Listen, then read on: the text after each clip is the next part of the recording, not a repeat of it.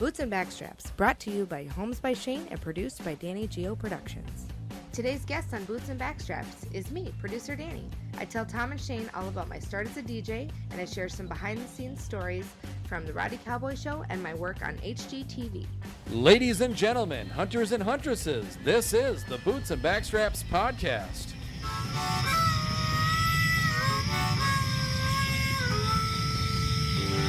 Come on now. The hunt is on, looking for backstraps, way deep in the woods, tracking in a swamp to a hay field under the harvest moon. When the tags are filled, it's time to switch up our boots. Head down to the honky tonk, get us a swing dance or two. We're talking about boots and backstraps.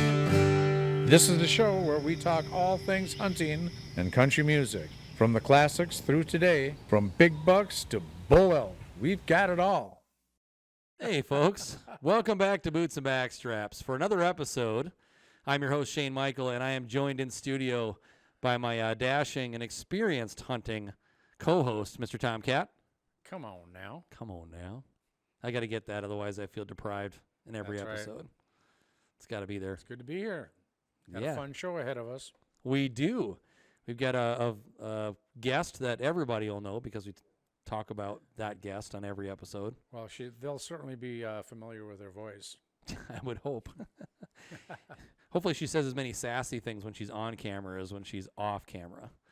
Because that can happen sometimes, TK, you know. I know. People tend to be less sassy when people can see who's the one being sassy. So anyway, we had a break for a couple months for 2021 to kind of wrap up the year. And that's because we're off killing animals in the woods, right? We're out hunting out in South Dakota and Minnesota and Wisconsin, and we just didn't have time for the podcast. And then the holidays rolled in, so we had to spend time with family and do Christmas and New Year's Eve, and now we're back. Today's January 8th. And that's obviously not when this is going to air, but yeah, it's great to be back in the saddle, so to speak. And we should, mentioning what you said about the holidays and that kind of thing and gathering with families, we would be remiss to not mention our Boots and Backstraps holiday party, right? Christmas party. Oh, we had fun. Wasn't that fun? Yep. Now, some stuff happened on that we can't talk about on the episode, but there's other things. We sure ate good. We did. I mean...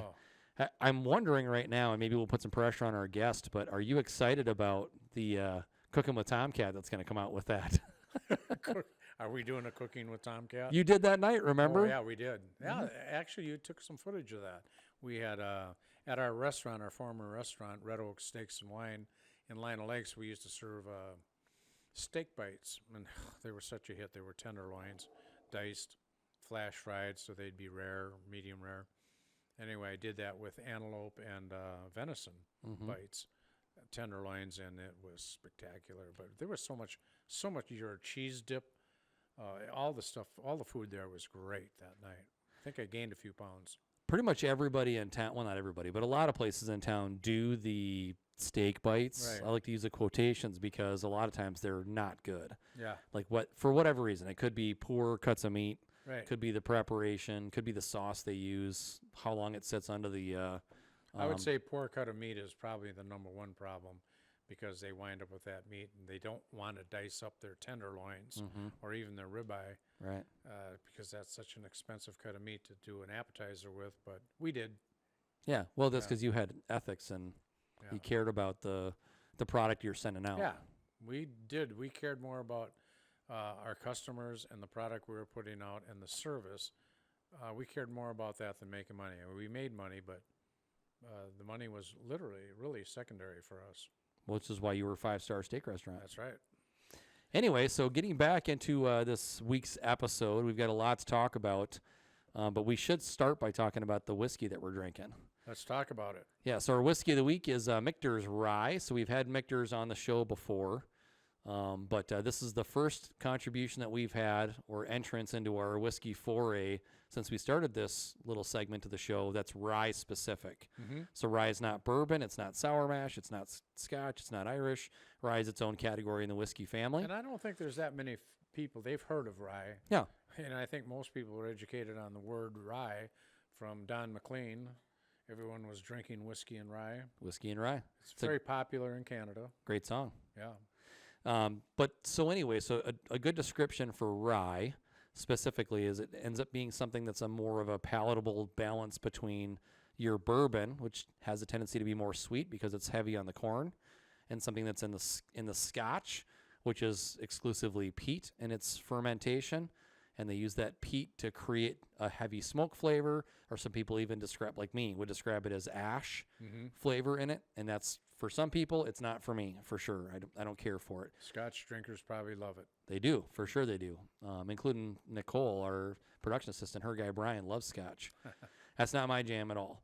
I like the bourbons. I like the sweeter version for sure, and I definitely like the strong proof too. So this rye is kind of in between. Now the thing with this Michter's rye is that I usually, and the other ryes I've experimented with, still do not care for it because it has too much of that Scotch flavor to me because of the rye content versus corn. This particular rye, as you get to sample before we started, is definitely closer to the bourbon side of the family. Right. Tell the folks what rye is. You know, it's a plant. Yeah, rye is a First, plant. like a wheat. It is, yeah. So it's like a wheated bourbon. Rye is a plant that is sort of a field-grown product. It's not forestry grown. And when it's harvested, it's dried before it goes through that mash process and gets fermented. So the way that rye comes off to me is it typically... Scotch has that very heavy smoke. Rye tends to be a bit more herbal to me in flavor. And this, as I mentioned before, this particular rye just is way less on the herbal and a little bit more balanced on that bourbon side of the whiskey family. And you keep mentioning peat. Yeah. We know what peat is, and I'm sure a lot of our listeners know what peat is. But if you don't know, it's a long explanation, really. It's earth, but it's earth that has taken centuries to become the way it's become, and I would encourage you to look it up. Yeah. I don't know how would you spell that? Peat. P-E-A-T. P-E-A-T. Peat. So if you went on there, you've heard of maybe a peat bog, and you can lose a truck and a body and a large animal in a peat bog. They'll just keep going down for forever. Yeah, and peat is part of the process in the creation of the whiskey. People often mistake it for peat moss, which is not the same thing. Right. They're just not the same thing. So I liken it to the joke of Pete and Repeat are in a boat and Pete falls out, who's left? Repeat. Pete and Repeat are in a boat and Pete falls out, who's left? And you go down that road. So cheers, we have a Caesar. great guest tonight. We do. I'm sorry I cut you short, but to all of you, Happy New Year. This is our first show of the new year, and we took a break, as Shayne said, for the holidays and for hunting season. And now we're back, and we're back in the saddle, and we're excited. And our first guest this year, or second guest, one or the other, is our producer. Why don't you take it away, Shayne? Tell them what we got tonight. Yeah, so as you mentioned, TK, our first guest of the year, we're super excited and honored to have in the hot seat Danie G from Danie Geo Productions. Yay! We have our crowd sound. There it is. Thank you. Happy to be here. Thank you. I gotta know who to throw stones at. Is it Dan? Is it Kyle? It's Kyle. Kyle. Okay. It is Kyle. Gotta crack the whip long distance. Let's go, Kyle. Kyle's pretty good at the sounder. This is his. I think it's his first time, but I was like, here you go. Here are the magical tools of the sounder. Button bar. But he's not afraid of you, so I think it's a good position for him. Yeah. He's definitely not afraid of No. me. Known each other since we were teenagers. Exactly. There's no fear factor for sure. Kyle's a pretty sweet and humble guy. He is. Yep. And he's got the sexiest hair in the building. Ooh. I mean, it's all right. It's a little starly right now, but He looks like he belongs on the cover of a love novel. ooh, with his shirt open and the wind blowing. Yep.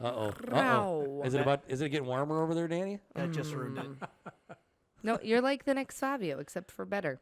So, TK, we got to start off the episode by complimenting Danie on her transformation. Love the new hair, sweetheart. Thank I you. do. You know what? I'm sorry. I haven't said anything about it. Yeah. But I noticed it, and I do like it. I dig it. Yep. I dig it. And when I wake up, it's just like wild. It's like a unicorn. And I go, good morning. And then I just fluff it, and I have a little bang comb somewhere, and I just... A bang comb. Yeah. I feel like the Are we Fonz. still talking about archery? I don't think so. Does it matter? Does it matter? Speaking of archery, I'm I think pretty we took good a at left it. turn. No, I'm just kidding. So to be frank, I don't know if I'm going to do, which episode first, mine or Luke's. Yeah. But if it is Luke's, check out Luke's episode because we all shot for our very first Boots and Backstraps competition. So we had a Genesis bow, and each of our guys, well, I know Tom brought his. Shayne, you have to bring yours for the next time after you get it checked out. But Yes, ma'am. we all shot this Genesis bow, and I had some good luck on my test shot. Two bullseyes. Yeah. First time she ever picked up a bull. It was first so two fun. shots. Yes. It's kind of like you shooting your first animal at 60 yards, an antelope, which is hard to hit. Mm-hmm. Heart shot. Heart shot. Big time heart shot. Good. Oh, yeah. I'm not gonna lie. In getting into I hope I got Luke's number and I was like, yo, let's hang out. Me and my hubby, you and your wife, bring your baby or something. Mm-hmm. And I don't know if I'm gonna do anything. Up. There's some sound coming from Kyle's computer. Just ignore it. Okay, sounds good. I hear nothing. Anyways, I'm looking forward to potentially doing more shooting because that would be fun. Yeah. Luke is the guy That you must want be mine, doesn't it? Yeah, that's mine. Luke is the guy you want to talk to for sure, because that guy Yeah. knows He's, about everything there is to know about archery. He's, That and his wife, right? Yeah. Yeah, and he's just a wonderful guy. He's so patient. I've been in a few archery shops where somebody is typically not that patient, and certainly I'm not naming anybody. But Luke, everyone at the Full Draw, they all have wonderful personalities. Willie, the owner, Jason, his partner, and Kevin and Carrie. Carrie, yep, they're all great. Yeah. Yeah, we should. I'm hoping that they jump on as a sponsor and we can do some remote shows from there. That would be so fun. Did you say jump on us? Jump on as a sponsor. Okay. But if they I was jump like, on they us, jump on us? I mean, Okay. we could make it work. Here's the thing. We will make it it work. Whatever that looks like. Shane's getting a little excited over there. We go with the Yeah. flow. We do what we got to do. Yeah, we do. We really do. I mean, but just thinking about the three of us in terms of like the things we have in common as far as like DJing, MC, production, entertainment, hosting, like throw us a curveball. We're here. Like we got it. Like and yep, sounds good. And here we go. It's probably one of the highest levels of improvisation, just being, on the edge of your seat. Oh, and I will say, this is a compliment that I've gotten from many live musicians, as they're like, yeah, we sometimes got to be a little ebb and flow with the crowd and our set list or whatever, and some of the things that they say in between songs to kind of promote the bar or to talk to the crowd or whatever. But it's a whole nother level doing what we do as professional MCs when your voice is prominent and you have to be coming up with material on the spot based on the environment that you're in and the surroundings that you have and the things that you're seeing in the crowd to keep the energy of the night or the event going. I've always thought that about disc jockeys. They're in a little room and they're working through their mind. When we were in the clubs or at the Wee Fest or wherever the show was, we've got the audience to feed off. We got all these things happening, and we got all these things we got to talk about on stage and contests and this and that. So this is considerably more hard than I think doing a live performance. Yeah. I was telling, I think it was Jill, our manager, that curveballs are good for you too, because it's not like, all right, we're doing the podcast, but it's like, throw something at them. Like, for example, your huge collection of pictures that you have from throughout the years of meeting different celebrities and different musicians and all these things. We don't show you first. We just say, hey, we have something for you, because I feel like you're so, on the edge of like, whatever I gotta go with, I'll go with. And so you're like, oh, okay, here it goes. And I think that's like the best part of being an MC and being on the edge and being a little edgy, but also just being clever. It's good. That was funny. The last one was the Judds. And we won't go into that story, but it is fun Watch to- the episode. Yeah, watch the episode. But yeah, looking at having the fortune to host the Wee Fest for 35 years and meeting hundreds of 36 years. 36 years, now. And and wherever I go, and not so much these days because it's kind of a past tense thing now. But it was always, well, what's so-and-so like? What's George Jones like? What's Willie Nelson like? Tim McGraw, you know. And it's fun that I got to interact with all those people all those years. And we'd talk stories, we'd talk hunting, talk music, and I'm talk impressed that trash. you remember, just Well, to me be too. honest. Okay. I better talk about them now and have them on video so I can go back when I totally lose my memory. But it's fun to remember those stories and convey them, because I was truly blessed to have met all of these artists and have a story about each and every one of them. And not everyone can say that. You know, a lot of people get to shake a hand, but I actually get to interact with them. And 99% of them are the nicest people in the world. Right. Super nice people. Sometimes I don't know if I believe all of your stories, but I think that's the charm. Is it real? Is it not? Does it matter? Did you enjoy it? Yes, I did. All right, there it is. I don't think I bullshit about any of them yet. No. You're Not definitely not making it up. I was going to say, to go back on what Danie was saying and how you kind of started it, it's, to me, that's the mark. That's the difference between a good MC and a great MC, is those people that can just roll with the punches in any situation. Because I've definitely seen a lot of people that are okay or good MCs at events. Yeah. And then they get that curveball. Yeah. And they're just like they freeze up, like they don't know how to deal with And it. you're like, and you're watching it from like the audience, and you're like, just hand me the mic. I got this. Just hand it to me. So speaking of that, because I'm going to use this as my fantastic segue. Go on. Your family is like a effing fruit tree for great MCs. Yeah. I don't know about fruit tree, but I don't know a lot about trees in general, so maybe. Yeah, It's a fruit tree. to see two great MCs come out of the same family is amazing. 3. Doug. Oh yeah, right. Yeah, I forget. He's the one who taught. Dirty Doug and Gentleman Jim used to run a show of some kind at the rodeo. Well, then later years, they would teach Travis how to do the same thing and how to act fool and how to use mic and how to use your diaphragm to project. Yep. Oh yeah, see, okay, this is my Sweet 16. This is at the rodeo nightclub. It was on a Sunday, so there's nobody there. It used to be a teen night, but it whatever fell off. So they were like, hey, I was like, I want to have my Sweet 16. He's like, let's do it at rodeo. So Do you see the date on that? 2006. yeah, 2000. Wow. That's when it. Yep, that is the year. I was almost 30. Don't be gross, Shayne. But yeah, no, this was. I was not actually DJing here. I was just taking a picture. But shortly thereafter, Travis had told me that I needed to learn how to DJ, and I was like, oh, okay.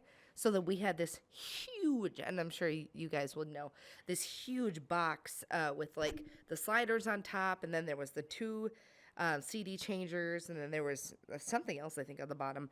But he taught me how to tap my beats per minute. So that's how I learned how to DJ. Is I took every CD and I put it in there and I'd listen to it, and then I'd tap my beats per minute. It would tell me, and I would write down the name and beats per minute, because then I could mix them together. And then Travis was like on fire for his new DJ whatever. So he'd be like, okay, here's what you're going to mix. This and this. And lucky for me, I have rhythm, so beat matching wasn't a big deal. As for my other siblings, they have less rhythm than I do. Tiffany. Skylar. But that's how I initiated my DJ, let's say, career. And then, so that's Travis's fire in that age range that the picture was when he was like, you're going to be a DJ. So I would say I started at 16, but I got my first official DJ gig at 18. And What was it? I was DJing at Sober City, which was a venue in Coon Rapids, formerly, shoot. You know what? I don't remember what it was before I started there, but I won a talent show. They were walking around. They're looking. Does anyone want to enter the talent show? And I was like, I do. And they're like, what do you want to do? And I was like, I want to dance. And they're like, sounds great. What song? And I was like, what song do people dance to? Hold on. Travis danced to Ice Ice Baby at one point in a talent show. I'm going to do Ice Ice Baby. So they did Ice Ice Baby, and I did all my sweet ass dance moves, including the worm. Please tell me we have video of this somewhere. No. Come on. It was It was like late. Kyle, just do a Google search, please. Danny George, Sober City, Oh my Ice Ice Baby. I'm on it. Oh my! There has to be something. It was '08, end of '08. Flip phone days. Yeah. I don't think it exists. To be honest, I don't think it exists yet. But no, I won that, and my mom came up behind me as I went up to, because it was cash prizes, and I was like, oh my gosh, this is great. So I walked up there and I was getting my cash, and my mom's behind me. She's a DJ. I'm like, Mom, go away. She's like, she's a DJ. So they were like, That is so your mom, Oh too. yeah, oh yeah. And so then they got my information, and they were like, well, we're interested in you as a DJ, but until this contest is over, we can't hire you because we can't have an employee competing. And I was like, that's fine. Not months later, but probably like maybe 1 or 2 months later, they did the finale, and then I ended up winning because I brought my own cheering crowd squad. And You stacked the deck is what you're trying to say. let's just say a lot of people like me, and they cheered real loud for me. The entire town of Isle and Maple Grove. Oh, no. It was Robbinsdale, Crystal, yes. Yeah, New Hope. all of it. They showed up. They showed up for me for sure. So shortly after that, they hired me as one of their weekly DJs, and I DJ'd at Sober City on weekends, and then also they did a Monday night, or maybe it was, anyways, a weekday it was called Amy's Cardinal's Nest, and it was disabled people that would come with their PCAs or caregivers, and they would come in and they would just dance, and I would play music for them. And I will say I learned so much about music in that time, because you learn different people and different what they want, what they need, and then also because PCAs are like, please don't play any slow songs, please don't play, certain things that, they knew wouldn't work. And Sober City. So it was a dry establishment. It was. And teens were involved? I would say that, okay, hindsight's 2020. I showed my ID at the door, and the doorman laughed at me. And he was like, okay, yeah. And I was like, Did you have to be like 16 or? I would say they let in anybody at that point because there's no alcohol. No alcohol, so they laughed, and I was like, so I could have came sooner. That's some crap. I now live half a block from there, which is funny, and it's closed now. But Sure. It's very wild to think of the many years that I DJ'd there, and that that I had How my many years first. were you there? I would say many, but it's probably not many. I think like 3 years. Wow. So from 18 to 21. Yeah, well, that's got to be a great experience. It was so good. I mean, no matter what the club is, was your so first good. time getting into it. Yeah. I vividly remember my first times. Go on. way What was back. it? What was it? It was just. I don't take the easy ones, clubs. Danny. I'm leaving that one alone. I can remember the clubs. One was in Hopkins. How old were you? Well, I need to know. I don't know. In my 20s, early to 20. I started working the clubs when I was underage because the drinking age was 21 and I was 18. But then I. Did you actually start started- as a DJ or an No. MC? I Or started what did you as, do? We didn't have MCs back then, just DJs. Okay. So the DJ was the MC. Right. But the first club was, it was on Highway 35 there in Larpenteur. I can't think of what it's called now, but Blackie Landeville used to own it. Was the Fox and Hounds. They had a basement, and they had a club set up in the basement, and I was working there. And then in Hopkins, there was a place I need to called- know more details. So this is the late What do 60s you or bring early- with you? Yeah. Early 70s? We brought our own records. Okay. Oh, vinyl. 45s and LPs, and it was a while before they started coming out with 12-inch singles, but at all the record labels around the Twin Cities, once a week we would go to the various records, and they'd have a box for you for all the club disc jockeys.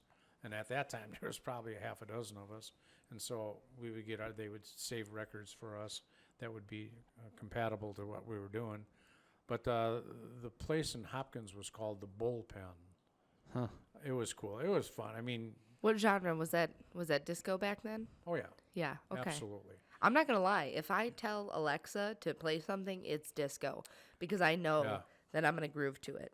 I was disco's got its hanging thing. out at and helping out at a club in Minneapolis, and I know you both aren't going to know what this club is, where it was or what it was. It was called Uncle Sam's. Uncle Sam's was the first discotheque dance Nice. club in Minnesota and probably the Midwest. And do you know what that club is now? First Ave. First Ave. Boom. Oh, wow. And it was originally a Greyhound bus depot. Yeah. And then for years it was called the Depot. Had Nice. some entertainment. And then this guy bought it and put in the John Travolta Lighted dance floor? lighted dance floor. And we had a live drummer that drummed to all of the music. So it kind of gave it a live feel. Nice. And then me and another guy were like the first disc jockeys in the Twin Cities. Do you have pictures? Of that, no. Do you have bell bottoms? Oh, God, yeah. Do I Oh. still have them? I might even Also, still have yes? honey, I don't know. Do I still have a pair of platform shoes?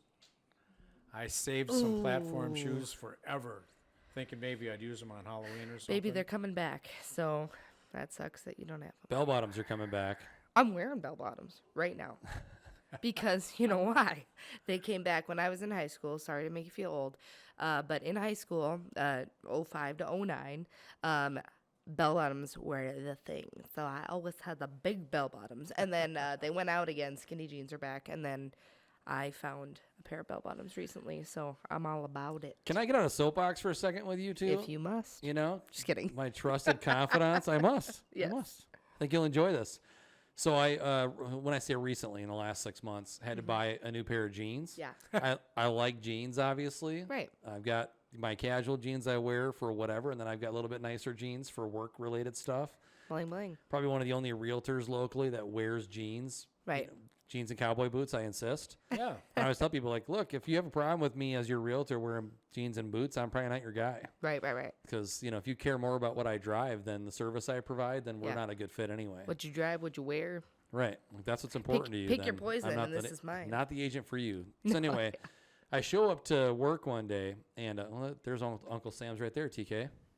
Oh, yeah. Oh, bada bing. Look at that. I actually went to school downtown and my goodness. college, and it was about a block away from that. So That building That's across fun. the street, I don't believe is there anymore. No, definitely not. It's a That's I think parking it's a ramp parking now. ramp. Yep. Yeah. Yep. Parking ramp. But that was First Avenue before it became First Avenue. That's It cool. was the old Greyhound bus depot, and it was huge in there. I mean, just like First Avenue. I've never been in And First the Ave. sound Really? system was massive. It was just a massive. It makes you place. feel like you're in the myth, actually. I've never been in the Myth either. It's bigger than I the Myth. know. Yeah. I know. I mean, from a dance floor Yeah, standpoint. yeah. Anyway, Yeah, my stepbrother actually manages the Myth. Oh, really? And and he just told me that he's planning on having an event there, and I was like, well, good. I've never been, so I'm excited. there you go. Have them have some country acts so we can all go. Ayo, Come on Hey-o. now. I'm in. Yeah, like actual country, though, not like, here we go. I'll rip that Band-Aid off. All right, we've cut you off like 2 or 3 times. Finish your story about the blue jeans. Yeah.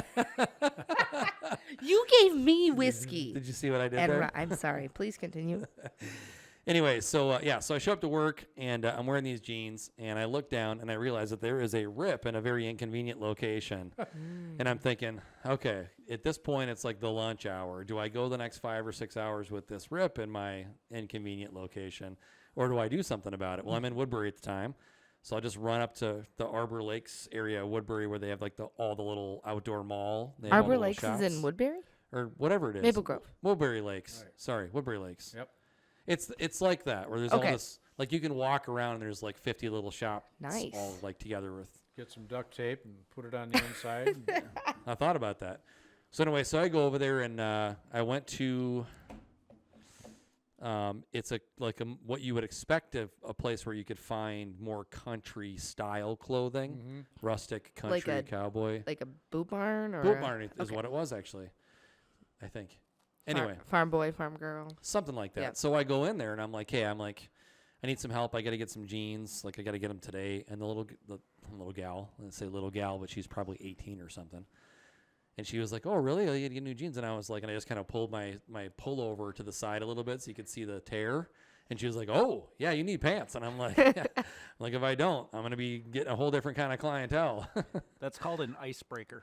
It is. Yeah. For sure, A that was meet an icebreaker. cute. No, just kidding. Yeah, and I don't even know if I should be offended or not offended that she didn't blush. It's like people come in all the time with ripped pants. It's Yeah, like, whatever. yeah. So anyway, so the point of the story is everything they had in there, which was supposed to be denim, because it's all called denim, was that new stretchy shit. Spandex. Spandex? What do they call it? Yeah, it's like jeggings.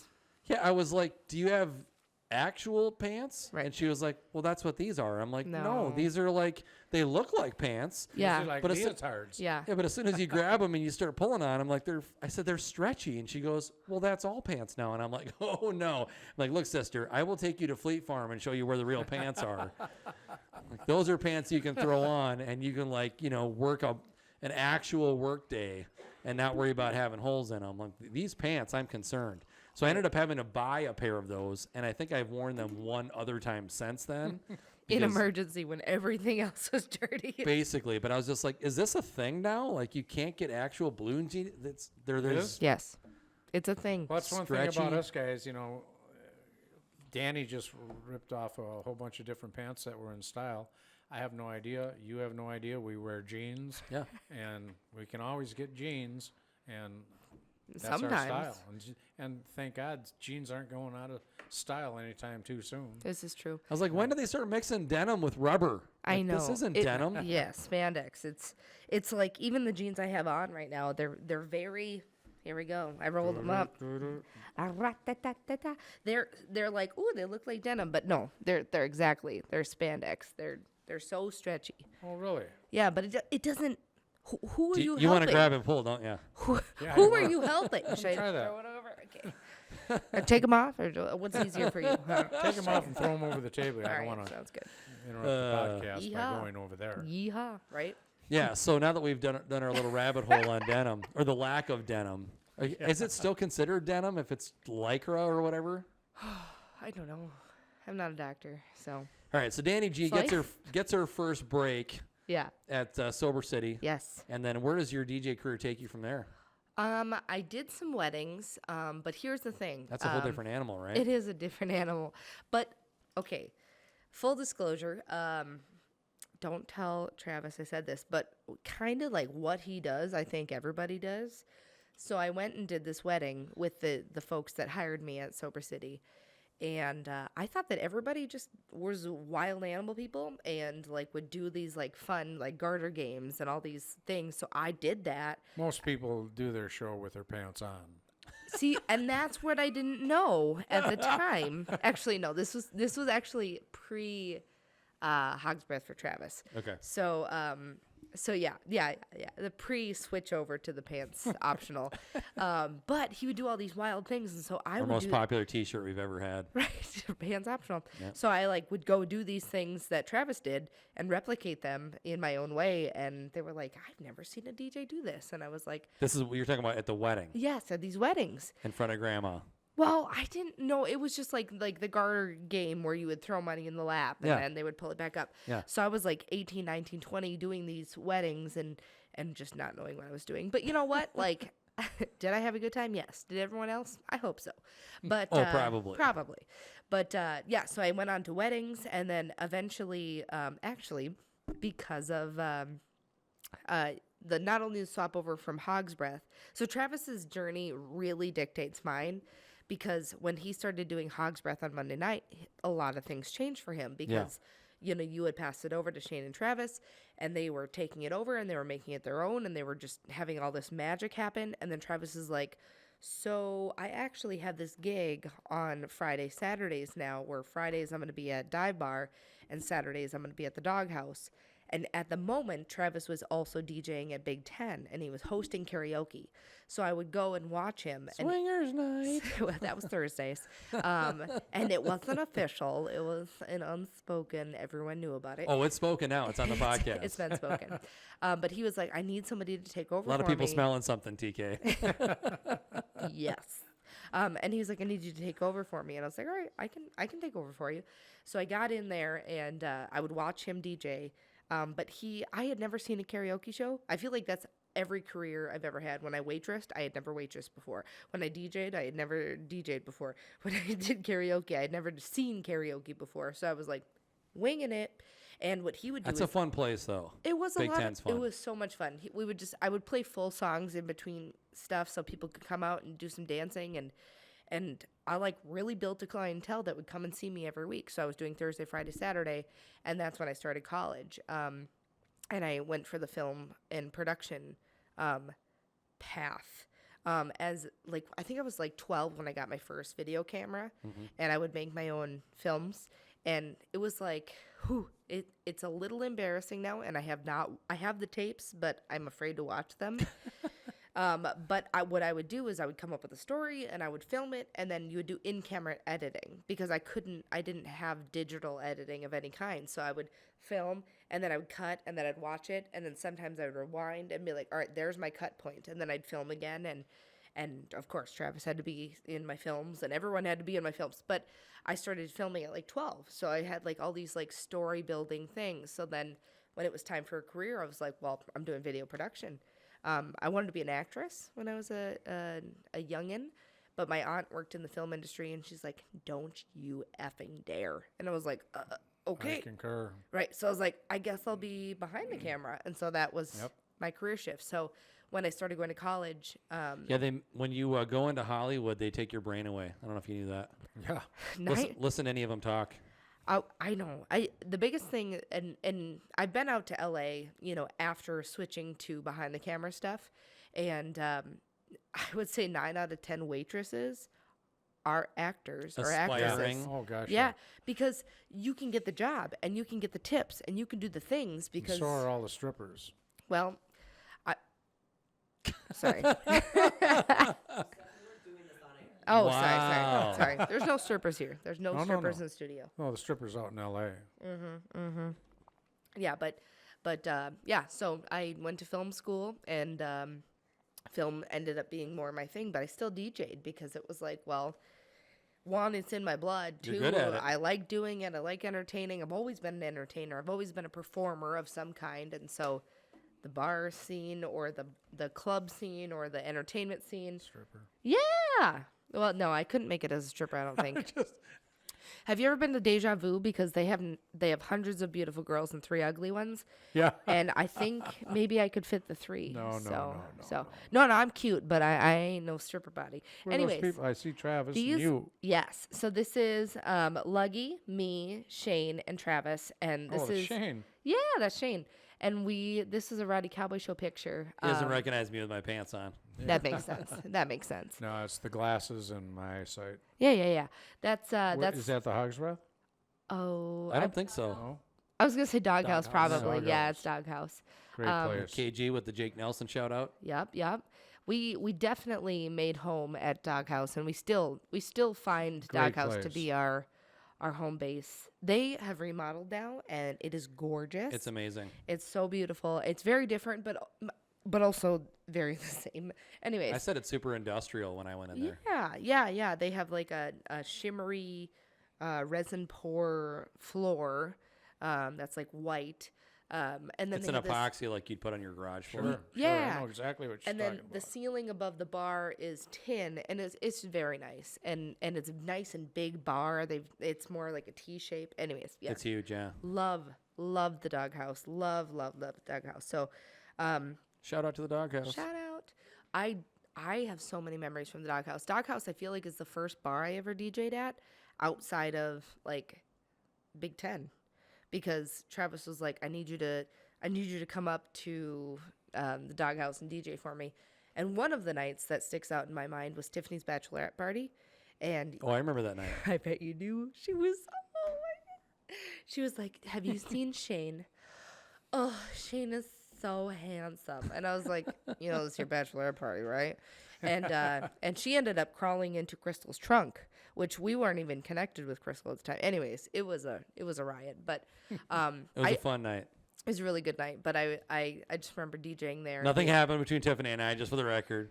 Not that we know of. Nothing. But Hunter is definitely Charlie's. That's all I'm saying. I was Anyways. well aware at that point that she was engaged to be Right. married. Oh, for sure. For sure. See, I'm trying to think of, I think was that pre-Emily? I'm trying to remember if I was single or not single. She got married in 2011, so it was probably 2010 Yeah, so then or 11. it was pre-Emily. Emily. Emily and I didn't start dating until 2011, so. Yeah.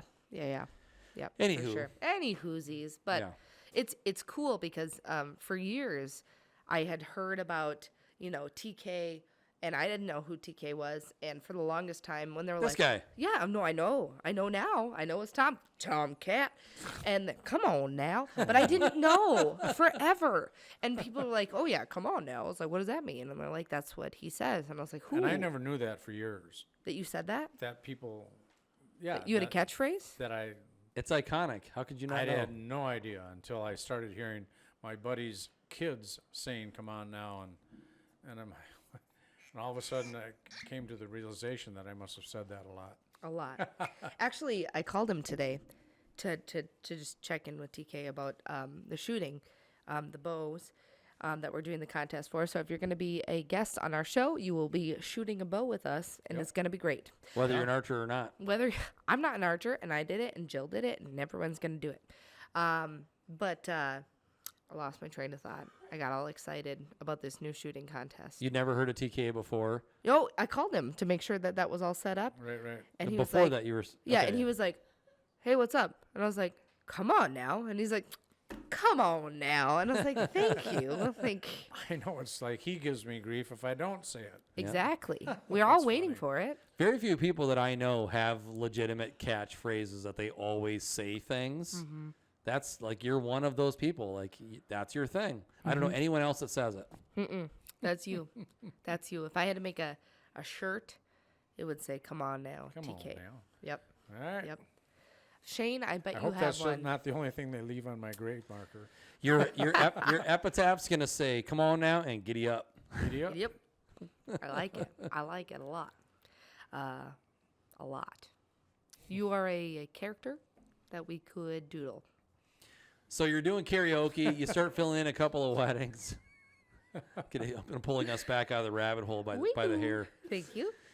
So karaoke, you're dabbling in the karaoke world. You start doing a few weddings, The bars. and then you get in the bar scene, right? Yep. And this is where Danie G, the MC, really starts to take off. This the is wings true. come out. This is true. So I think my biggest launch into that next step of being a karaoke host, DJ, MC was Country Jam. Is the Rowdy Cowboy Show was doing Country Jam Electric rodeo. as Electric Rodeo, and then they were like, "Hey, I think we're gonna do karaoke during the day. Danie, do you want to do it?" And I was like, "Well, I can do karaoke," and I think Travis was on tour with maybe Kenny Chesney. That's why he wasn't there. Yep. And then I got the opportunity during the later shows, not the karaoke show, the later shows, to rock the mic. So I was walking around, rocking the mic, not on stage because we had these amazing go-go dancers, but walking around the dance. What'd you call them? Go-go Go-go dancers. dancers. Go-go dancers. Those are people that dance on stage with their clothes on. Okay. Most of their clothes on. Most of their clothes.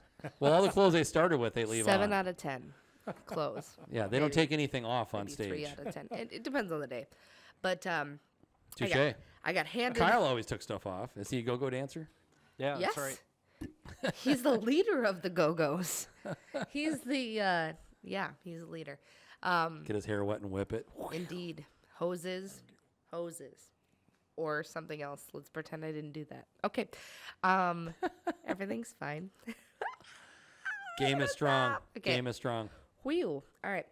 They handed me I feel like this was one of my big pushes to MC was it was a night that it was just rocking, and then I was handed the mic because Travis wasn't there, and they're like, hey, go ahead and amp the crowd.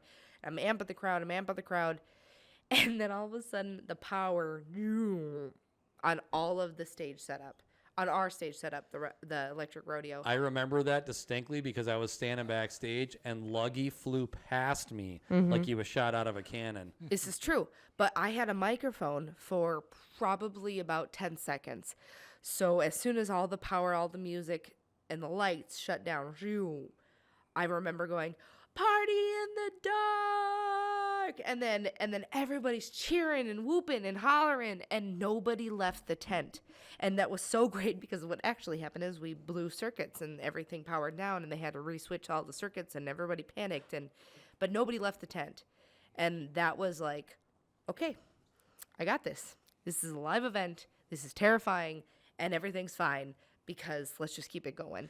It goes back to what we said before, Danie, about the difference between the good MC and the great MC is you got to ad lib. And in a moment like that, That's the ad lib of all ad libs. Yep. When everything just shuts down and you got this whole sea of people staring at you like, what do we do now? Exactly. And your first response is party in the dark. That was my. That's that epic. Was my yes. That's what came out, and that's what happened, and nobody left, and that was like, okay. When the lights come back on, we're going to do an undie check. Well, I was going to say that. I will say I've gotten a lot more creative through the years for those type of things, but yeah, definitely a simpler party.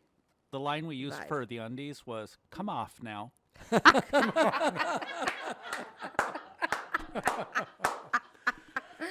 Come on now. Come off now. Okay.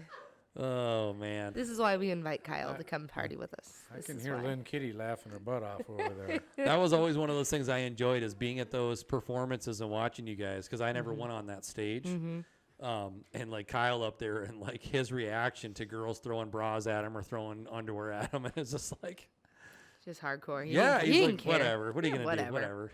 Yeah, actually, that's where I met Kyle. I met Kyle, and Kyle's wife was at Country Jam, and just immediately liked them. And we have pictures from the first time we ever met, and just it. I will say that that's probably the biggest thing that kept me engaged and involved with Rowdy, with entertainment, with emceeing, was just the people that you knew and that Travis knew and that like brought together. Because I was like, I always felt at home. I always felt connected. I always felt a part of, and my silly, goofy, whatever self always fit in. And I was like, I found my tribe. I found my people. Well, that was, it's interesting, Danny, because when KG and I were, before you started to become part of what we were doing, KG and I built the following on the entertainment value we brought to the show. And when you came in, it was like it evolved from just people that were loyal to coming out and having drinks and having a good time at the parties to where now we have this family atmosphere where people were really getting connected, Right. hanging out together outside of the clubs, helping each other out with different stuff. The Yep. kids are having play dates, like all that kind of stuff really took off after you came in. And now we have this like RCS family. Yes. So you got Tom, it's like Godfather, OG, Rowdy Cowboy Show. Godfather, yes. Started the whole thing. He's up in the top of the palace in his chair with his Don Tom. his stogie in one hand and his cognac in the other. And yeah, KG and I were sort of like first lieutenants, which take over the operation and make sure it's still running like it's supposed to. And then Yes. Danny comes in and is like, "No, we're taking this thing in a whole new direction," and pours Yeah. gas on the fire. And That's a great way to put it, because so when I first came in, I came in as a dancer, as a line dancer, not a fancy dancer. there we go. Black Here we Labels. go. Yeah. Fancy dancer. Black Labels dance team. It was actually the Whiskey Girls first. That was not when I was a part of it. I can remember introducing you guys here and there. Yeah. So it was, and none of us are.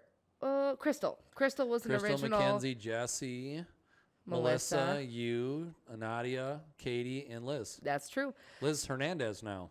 Oh yeah. She got married. So Crystal was originally Whiskey Girl. Emily was an original Whiskey Girl, and they went out and they did fake ID. Okay, this is funny. This is interesting. So they did their first performance as the Whiskey Girls at Cityside in Coon Rapids. My wife has not been able to drink whiskey since that night, by the way. That's funny. That was the first night I ever drank alcohol. You're kidding me. Oh my No, God. I was 22 years old. And for as long as I grew up, I was like, no, I'm not really interested. I don't want to do it. It's fine. Y'all go. And now she's hammering on the Michter's Rye.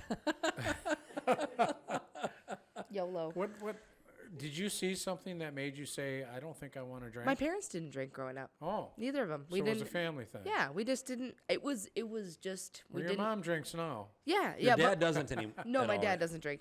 But growing up, we had no alcohol in the house, so I didn't Just know. something you weren't interested in. I didn't know anything about it. I didn't know people had alcohol in their house. I was like, oh, what is that? And they're like, oh, it's a liquor cabinet. I was like, that's cool.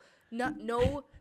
When I say that I was sheltered, I mean I was sheltered. But not like in a bad way, but in like a very innocent, naive way. So then TK, she gets into country music. She's like, how come all these country guys are singing about bottles and whiskey and What are you Love doing? and trucks. My first drink was a Coors Light. At the time, Rowdy Cowboy Show was sponsored by Coors Light. It was. And I grabbed Travis's beer and I took a drink and I was like, "Bleh." Thank you. And he was like, oh my, look at me. Here's not so sober, Danie. I may or may not. It depends on what time this was taken. No, that's the squinty. I'm hammered. Look, Oh, well. You can tell by the cheeks. Travis is smiling not happy. fair. You're squinty. No, Hammered. if I'm hammered, he's hammered. Look at his red cheeks. He does have Santa Claus cheeks. He doesn't does. He does. He's jolly I Ollie don't know Holiday. anybody that's ever taken a drink of beer and thought, "Oh, that's great." No, it was When terrible. you're a kid. It was so terrible. I did follow up that drink with Sex on the Beach or something, Oh, and yeah. I was like, yeah, it's okay. But like, it took me a while to like, but I just was done being scared of it. I was scared of it, and I didn't know how to respect alcohol. I just didn't know. So I was Yeah. like, you know what? And that was my first drink at the performance of the Whiskey Girls, and I filmed their performance on my phone. And I posted it, which is just wild because I can look back on that and go, wow, like that's just wild. But I ended up trying out for the dance team. And I remember like being on the cusp of will she make it, will she not? And Travis was at the tryouts and he was like, he's given me all my great dance advice. I don't know, you guys have a different Travis in your head, but like in my head, Travis was my idol. He would go out and he would dance and he'd be all goofy and he'd have all these jokes and he'd do all these things. And I was like, I want to be him when I grow up. And That's a great story. it's great. Man, you may want to hold that bar just a little higher. You know, here's the deal. He runs his own business. He has a wife and he has beautiful kids and He's doing great. He's He doing is. great. And he is great. I He super is. like him we a all, lot. everyone in this room loves him. Yes. I was at a. Yes. Forgive me for interrupting, Go but ahead. I was at a club that I won't say. I won't mention the name of it. It's no longer there, and I needed some equipment. Wait, you 'cause- know a club that's not around anymore? Yeah, I Just know a lot of couple. them. Anyway, and Travis came through it. He didn't live too far from there. He brought me a mixer and I think a dual CD deck, and I was like, God, otherwise, just wasn't going to happen. Mm-hmm. And he's hung out with me all night, and I'm like, I don't know, I really owe you for that one. He's a great guy, very generous. He is. He is. He's got it's very like touching his heartstrings and helping out is very close to the surface for him. So if you need help, you need something, he's there. And I see that in you. I love that. I love that. Have you spied on him coming out of the shower? No, How many? I didn't have Nothing. to because he never works with his pants on. That's true. There's no need to spy. I mean, you ain't wrong. You ain't wrong. He's just like, oh. Well, and I remember turning 21 and being able to come out to the bars and being like, why don't you have pants on? Because he would make a big joke about it, and I was like, but I want to know. And he's like, okay, so in real life, it's really hot Yeah, in it the is. Hog's Breath booth. And there's all these, amps and all these things just throwing heat. And he's like, nobody can see me. They can see, like, my chest up. And he was like, so I just took off my pants one day because it was way too hot. I'm sweating. And then people kept catching me with my pants. He's got some serious Fromunda cheese game. I don't know about the smell, but you probably would. But it was I basically stood next to him, many a times. a fair amount. Yeah. Yeah. I later down the road at Hog's Breath, I did understand the heat problem because I ended up DJing with him. And the problem was that when I stood in the Hog's Breath booth, you couldn't see me. So it was like eyes up. So we tried crates. We tried like Hard to get the party spacer- excited when all they see is this much of your I face. seem to remember walking. Come on, everybody. Here we go. Come on. Yeah, I seem to no, remember walking into that booth and seeing a crate on the floor. And I'm like, what's that for? that was me. That was I my thought maybe they step had a kids stool. tryout or something. Yeah. I'm 5'2"3/4. If Shayne can be 5'11" and a half, I'm 5'2"3/4. So There you go. yeah, there's that. But yeah, no, Travis was always, oh, there we go. Travis was always my idol. And and eventually I made the Black Labels team. And Travis actually, his advice to me was dance on your toes because I was dancing on my heels. And he's like, you're not going to make the team if you don't dance on your toes. And I made the team. And then this is probably a couple years after that. But we It's like did you're doing a marathon. polar plunge. I had just jumped Oh. out of Lake. You I just don't know how to pronounce it anymore. What was it? Was it Calhoun? Formerly known as Calhoun. It was Calhoun, yeah. Yeah. Now it's like Ski something. See something. Anyways, whatever. we did polar plunge a lot, and it was a lot of fun. And Travis is still on the billboard up in, what is that? It's not quite Isle. It's like Malacca. Yeah, it's Anyways. on the 169 side. Yeah. So Travis. Him and James and Matt Frisbee. No, not Matt Frisbee. Austin, James's nephew. I wouldn't you lie sure? to you. They're on a billboard. I wouldn't Yeah. lie. Yeah. That's correct. Really? For Polar That's Plunge. from like 8 years ago. No. It's got to be at least that old. I don't think Killer so. Because Kyle? I've been out of the show for 4 years. I don't know if you Don't can find that. talk old things. Just kidding. I actually don't know what year it was, but yeah, Like he 6 to 8 years. had a it's been. great picture of him jumping in with James and See if you can- James's nephew. See if you can find it real quick, Kyle. The I already asked Polar him. Plunge billboard. Yeah, yeah. Oh, you Well, did? you two are arguing. I asked him. Okay, perfect. Thank you. He's Thank keeping you. the boat going in the right direction. You know what? We need you Oh yeah, every day. Sometimes twice now, a day. sometimes twice a day. Some might say we're in deep shit if this is the guy controlling the ship. Yes. Well, Iceberg, yeah. right for ahead. those of you that are listening, I am not in control of this. You are. Did you point at the wrong person? Because You. yeah, thank you. Me. Not right now. You're not. You're in the hot seat. This is true. Okay, can I just give props to my team though? Yeah. Because Kyle and Nicole are killing it back there. They Thank are. you, thank you, thank you. And they You can do an applause sounder, Kyle. There's a button over there. One of the- laughing. No, I'll give you a laugh. no, Close enough. Kyle. Close enough. No. I will say in doing boots and backstraps for the last year and a half. Yeah, 1.5 years since we started the project. So it's just evolved, and it's so great. It's so great to be on this side of the camera and just be like, hey, I like you guys. Thanks for letting me be a part of it. And we have a great team, and we're adding Dustin to the team. It was 4 of us to start with, and now it's about to be 8. I know, it's so great. Let's get shirts.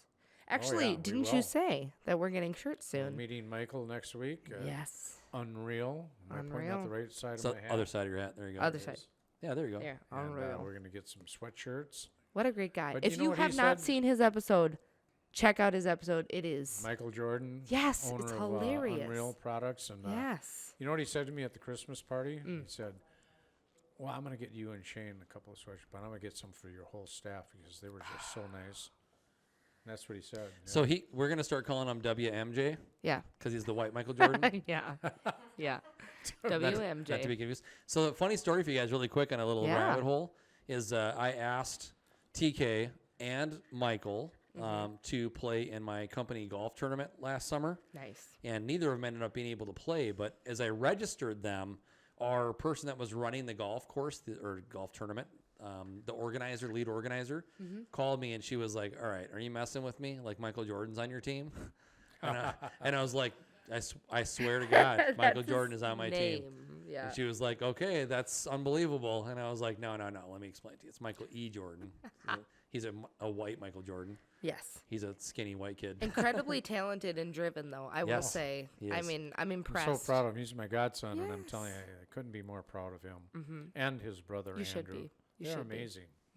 Totally amazing. Yep. First time I met him, I was nervous. Michael and Mia, Andrew and Megan. Because Yeah. you set the bar. You set the bar, all right? And then we were like, all right, let's meet this guy. And then he comes in, and we're like, we'll see. And then he starts talking. You're like, okay, I get it. Thank you. I get it.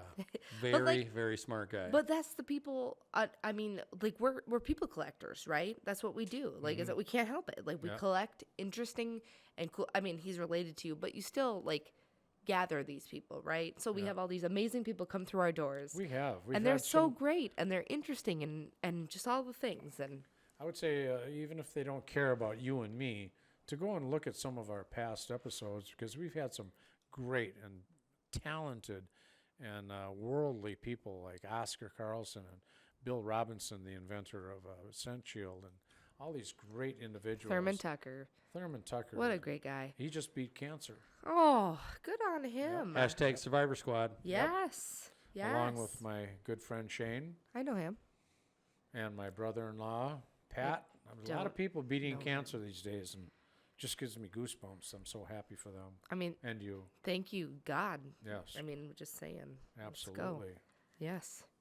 Yes, yes, yes, guys. I like to think of myself more like fly paper. You get too close, you're stuck with me. Right? I'm definitely a collector. I find interesting people and I collect them, and I cannot help it. I'm just like, you're so cool. Can I just, People are drawn to you, Danie. here we go. They're drawn Are to they your drawn to personality. me Yeah. or are they kidnapped? Because there's a little bit of A and a little bit of B. you Nicole, ever- Nicole, were you kidnapped or were you collected or were you drawn to me? It was more of a Star Trek tractor beam. She said, "Yeah, yeah." Yeah. I remember meeting Nicole. Luggy brought out Nicole to a show, and she ended up being, to Buckle Bunny to do our shot Oh, stuff. that's right. You did Buckle Bunny back in the day. I Oh forgot yeah. about oh, that. She was the Buckle Bunny. She ran the program and she coordinated the outfits. I fell in love with her. Girl Crush is still our song, and I'm super stoked. She's on What our a crew. great song. It's so good. Isn't that something that some of the radios didn't even know what the song was about and they banned it? Well, What song? suck Girl to suck, Crush. right? Oh, yeah. Some of the country radio stations, before they even knew what the song was really about, they banned it. Some people Can't have miss Girl out. Crush song. Some people miss out.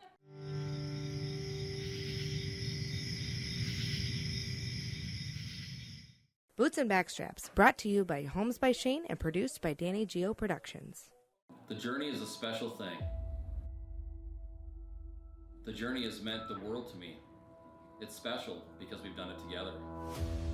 There's always going to be improvements that can be made, celebrations along the way, adversities to overcome, and maybe a dad joke or two.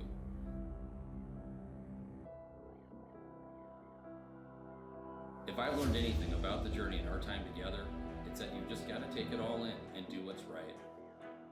Continue to grow, continue to live in the moment. The journey is never ending. I'm excited to take this next step in our journey together.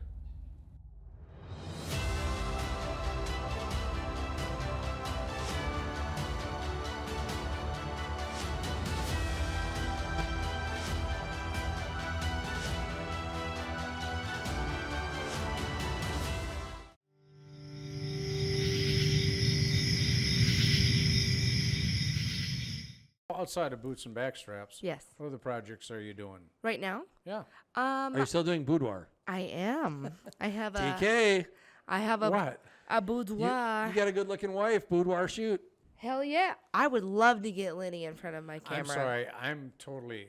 Boudoir. I have no idea what It's boudoir is. okay. So like boudoir is like it's not pornographic. She does some pictures in her in her drawers. Not drawers? I take pictures of other people in their drawers.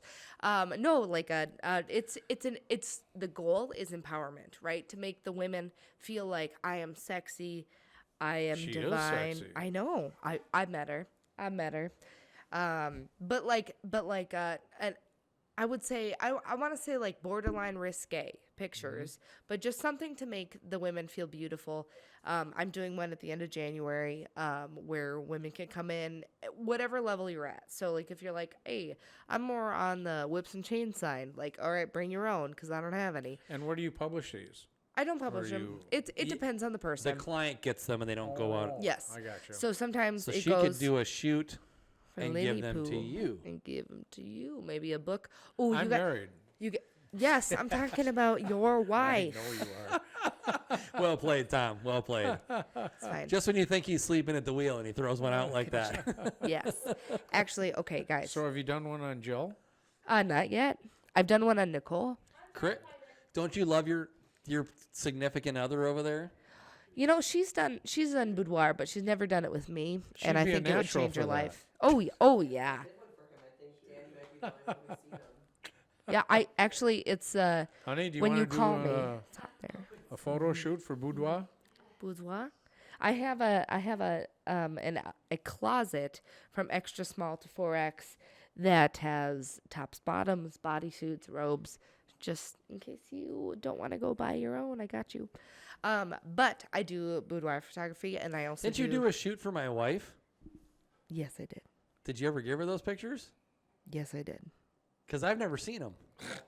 Maybe So she who's didn't dropping want the ball? you to. Yeah, I guess. Yeah. Emily. I literally just thought of that. I was like, didn't you do a shoot with her forever ago? You know what's 'Cause funny? She was telling me like she was just waiting for pictures to come back. She should have them, but this feels like Wait, something I no, may wait. need to revisit. No, wait. This would be hilarious because she would absolutely, I mean, all of you know that are in here right now, but if you're a listening audience person, you you don't know, but she would absolutely be the one to just not even acknowledge the email and forget it's there. And then 10 years later be like, oh, I totally forgot I got these pictures.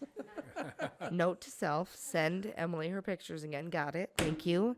You've never seen them? No, Oh, they're gorgeous. I believe that. Oh, your wife killed it. Your wife killed it. And you know what? Here's the thing. I'm not going to talk about Emily specifically, but with boudoir photography, it just brings out another level of intimacy, not only between me and the person, because it's kind of an empowerment session, but also them and their partner. I'll end up texting my wife while we're on camera. Yeah, if you would text her and be like, did you really not get your pictures? Because Danny's like, WTF. But it's not to interrupt, we tried to find a photo that was approved. However, I don't know how to use your computer. that sounds good. What do you So, need? Someday. What do you need? Oh, A picture of you? No. I Ooh, went on. ooh, throw tried that to find picture up. everything. I was trying Throw to that picture up. Huh? I can see it. Throw that picture up. That's a great picture. Oh, yeah. No. It's not boudoir, but throw it up. Okay, I will. So I do a lot of photography. I still do video. I work for HGTV. But this is one of my Oh, I've seen favorite. that. Oh, isn't that great? Yeah. It's just like a beautiful picture of her and Brian. And like, oh, I got a new camera. I upgraded my gear. Like, it's just so much on a different level. But like, if you know Brian, he's just like, yeah, I'm cool. I'm cool. And I'm like, all right, well, how can I make you look romantic? But look at him. Look at him. I mean, Nicole, obviously you're gorgeous, but look at him. He is there. He's in the moment. So, Lenny, book me. You Right. and TK. I'll do a session for you. And I've done Shayne and Emily's Christmas shoots and some family shoots and stuff like that. And that's really, I've gotten a lot into photography, but previous to that, I worked for a couple different HGTV TV shows. So I've kind of been all over the board, and then still DJing. And then when Shayne retired, I took over for Rowdy Cowboy Show. Let's just say I'm a Jill of many trades, but I will say that I do have a boudoir marathon coming up at the end of January. DannieGeo.com, message me, or Danie Geo Productions on Facebook. Cool. Yeah. All right. Let's get Lenny You know, we signed were up. talking earlier I have one about spot open. We were What? talking What ear- is this? This is a screenshot from actually my HGTV TV show that I did, which is Stay or Sell, and that ended up going full season. So on the right hand for SDI2, that's Heather and Brad Fox of Fox Homes. Wait. Did you say stay or sell? Yeah. Is that like a ripoff of Love It or List It? Yes. Okay. Here's Fair the enough. thing. Fair Here's the enough. thing. Let me tell you a little backstory. So, HGTV, so somebody who's called the developer finds people that are like, wow, this might make a really great TV show. And then the developer sells it to a production company that goes, yeah, I could totally make a TV show out of that. And then that production company makes the pilot, which is the first episode 1 of anything. So they only make the pilot, and then they air it, and then they see how it goes. And if it goes well, they make a season, right? So the developers did that. They sold it. They got it to the pilot. The pilot went well. It went to a season, and they were debating between Stay or Sell, making it more like a Love It or List It. But it was stay in your home and renovate it, or Love It or List It. That was like, you said, Never mind. It's the same. It's the same concept. it sounds exactly the same. Because it worked, and they wanted to make it it work. did work. It was wildly popular. Exactly. I feel like they missed the mark. Did you ever on see that show, TK? Nope. Love It or List It. I There think was- wasn't it I've certainly Canadian? heard They of it. still have it. It's Canadian, right? I'm pretty sure. I don't know. But one girl who the Love It person would renovate their house and be like, you should stay into it, and then List It was sell it and buy something Right, new. right. And that David was, and something. David, what was her name? got nothing. But it was similar. But the alternate idea was Meet the Foxes, because they're just really interesting people.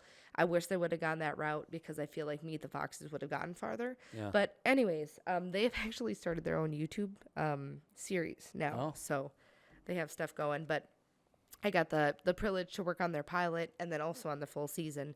I started as a production coordinator, and then at the end of the season, I got a producer credit, which was cool. Yeah, congratulations. Thank you. Yeah, so the Love It or List It concept is you and Lynn hire this gal and this guy, and they come in, and the guy's a real estate agent, and the gal is a interior designer. Yep. And you've got a budget of, let's say, $100,000. So she's going to have $100,000 to work with to redesign and completely rework your house based on what you say your needs are or wants or whatever. You get a wish list. And he's going to, at the same time that's happening, he's going to take you out and show you new properties to try and entice you to buy something else. I got it. So when you've looked at properties with him and she finishes the remodel on yours, you take a tour of the one of your house remodeled, and then you have to make a decision on whether you're going to stay in the house you're in now, which is the Love It, or whether you're going to sell your house and move to one of the houses that he showed you, which is listed. Yep. I got it. And so it was the same thing, stay or sell, stay in your house and renovate it. But their difference... It seems so unbelievably unfair, though, because after watching probably 30 of those episodes, I would say it was very heavily weighted to the Love It.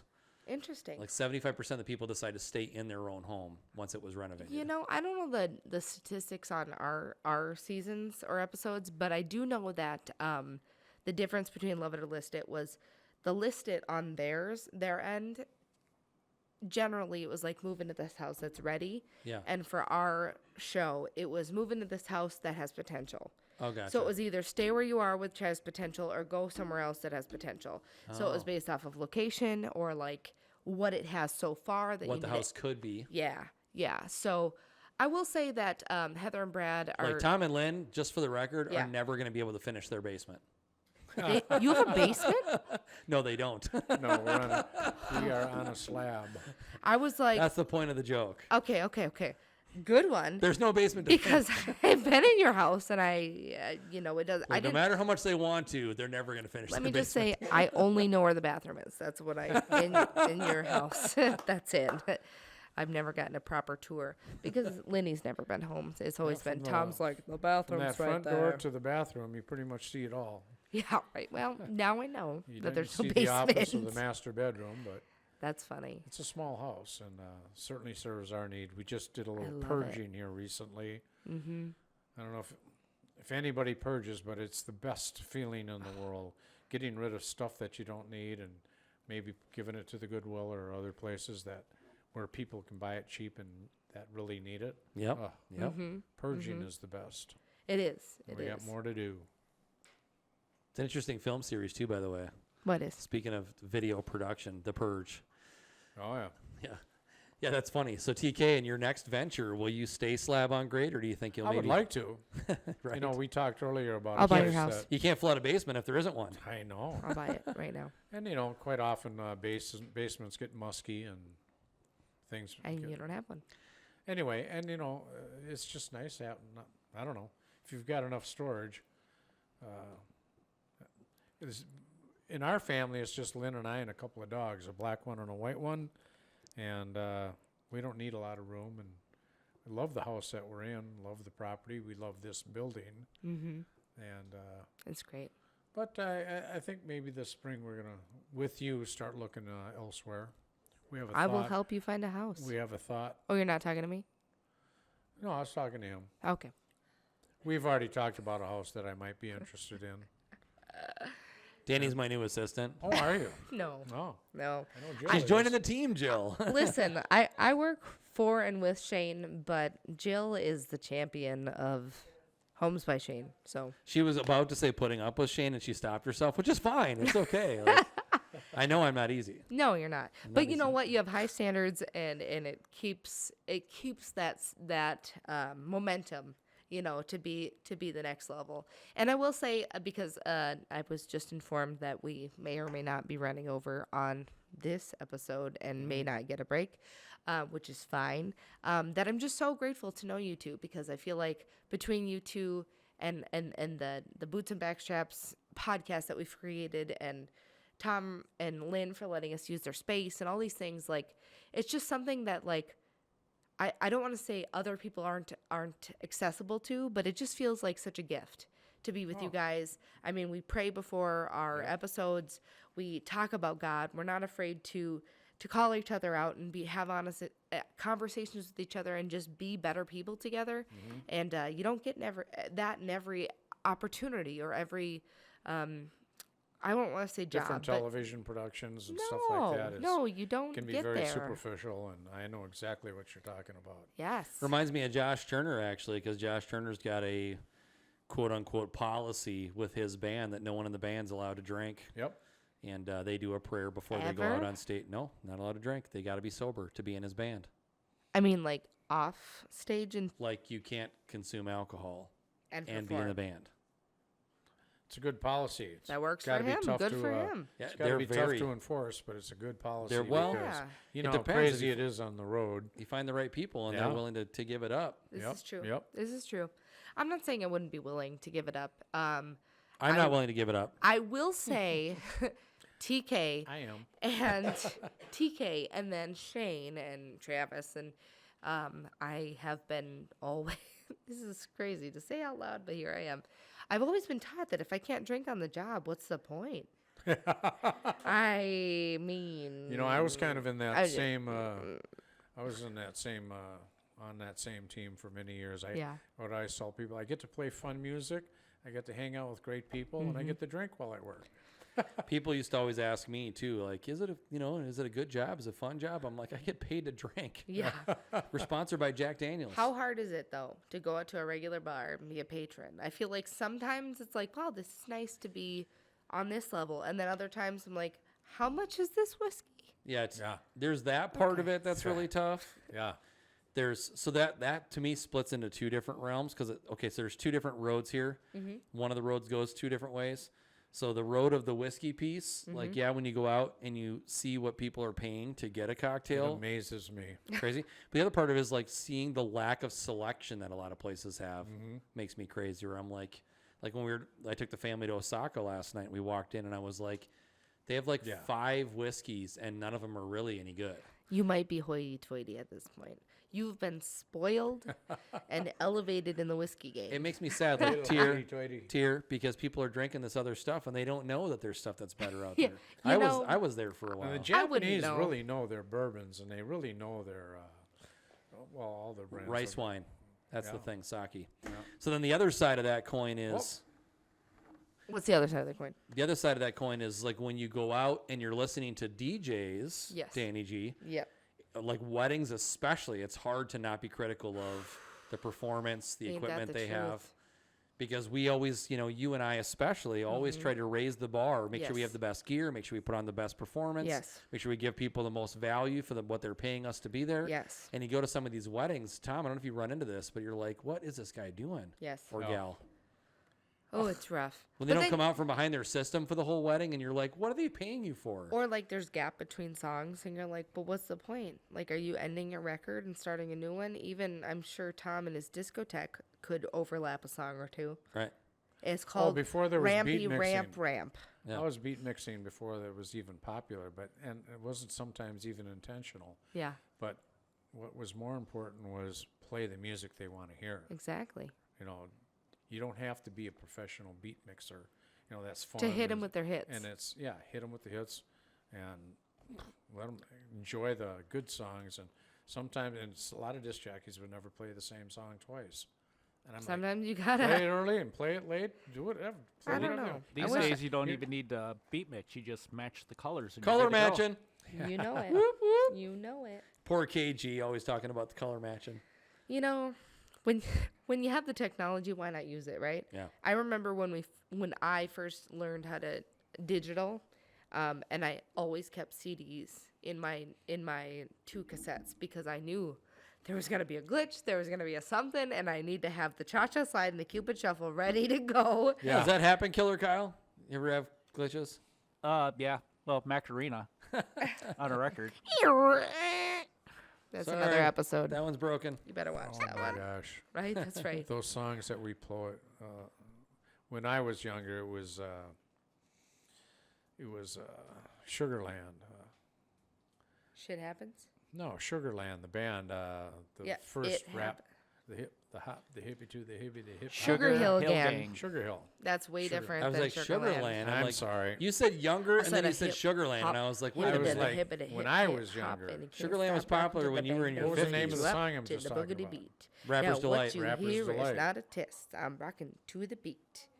I know that song by heart because we played it thousands of times.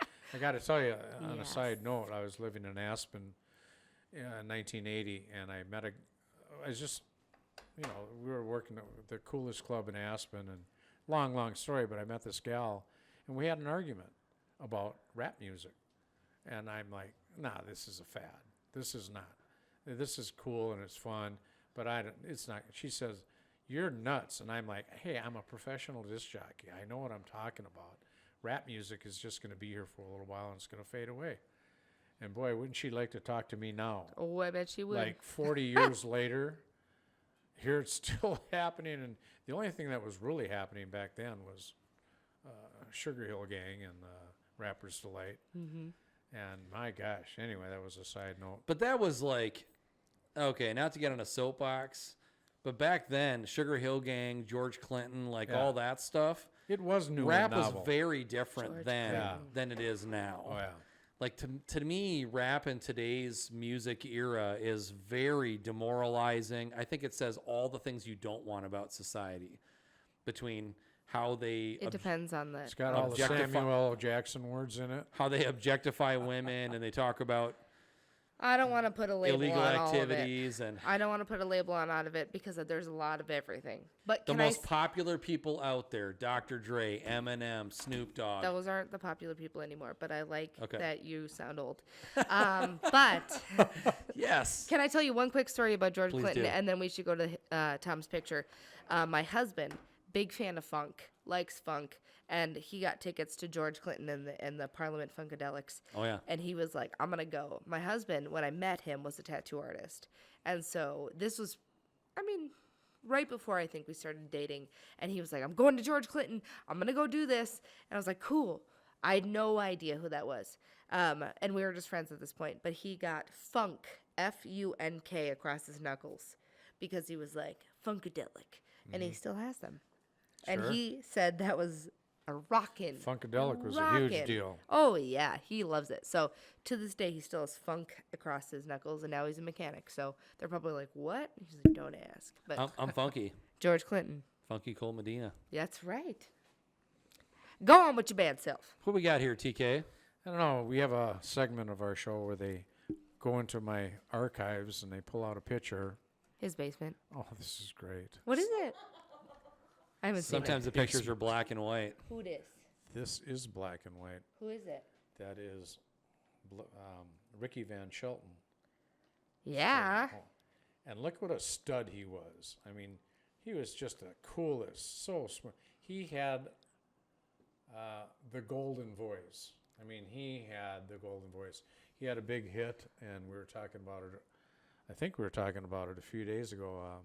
From a Jack to a King, and from a Jack to a King, Killer Kyle, who originally did that. Maybe you can pull that up, but he was. You know, unfortunately, like Nashville spits him out. They make him popular, and he was hugely popular because he had that great country classic voice. He covered a couple of songs from some country legends. Ned Miller. Ned Miller. That was a Ned Miller song. And the other song that he did was Statue Rupert. of a Fool. Okay. I was going to just make some You shit know, up. I wish we could actually pull up a couple of lines of that. But what a great voice and what a nice man. And he was just humble. And unfortunately, I think he's probably still alive and he still does some shows, but he doesn't look like this at all anymore. You can't always look that good. And I'm sorry, Ricky Van Shelton. I'm sure you'll never hear my show or our show. You gained a lot of weight. Don't say He that. gained What a if he lot of weight. listens? Listen, if you hear that, you come on our show and you defend yourself. Thank you But he very was much. such a very nice man, and everybody in the crowd was so thrilled to see him because he had like a half a dozen songs out there that were just smoking hot, and he was just a wonderful, great, as typical of a lot of the country artists, just a wonderful, wonderful guy. I love it. He'll be turning 70 on the 12th of this month. Nice. On the 12th of next month? This month. This month. Wow, you got a picture of him? Hey, Kyle, you guys must have the same birthday, except it's not yours. Isn't the 12th? It's pretty close. But you're not nearly 70, Kyle. Not nearly. Not yet. No. Kyle is an enigma. We don't know how old he is. I know. He how old could is. be 35. He could be 55. No one knows. So there you go. There's Ricky Van Shelton. Cool guy, great guy. Just one of the sweetest voices. I love it. Do you have anything you can pull up of his, Kyle? A video. Or Let's say, Taking a look. as far as Kyle's birthday is concerned, it rhymes with Schmorty Schmate. Schmorty Schmate? Okay, good. Schmorty Schmate. Schmorty Schmate. This year's the Schmorty Schmate. I'll check and look at my cipher and figure if I can figure that out. Schmorty Schmate. You gotta have the right decoder ring. Yeah, I know. You do. Gotta You eat more cereal. You'll get a Eat decoder more ring. cereal. Cut it in. Drink Send more it. Ovaltine, right? Ship it. Is that what it was? Drink more Ovaltine. Ship it. Hey, TK, I got a random question for you. Yeah. What do you listen to in your spare time? You know, we listen to Christian music.